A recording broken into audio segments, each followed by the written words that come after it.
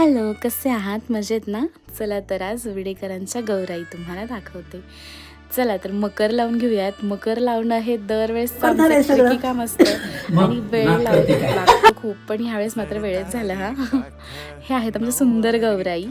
आम्ही गौराईंना वाजत-गाजत तुळशीपाशी नेतो आणि तेथून हळदी-कुंकू वाहून, नैवेद्य दुधाचा देऊन त्यांना वाजत-गाजत घरी घेऊन येतो. घरी घेऊन आलेली गौराई पायाचं माप ओलांडते.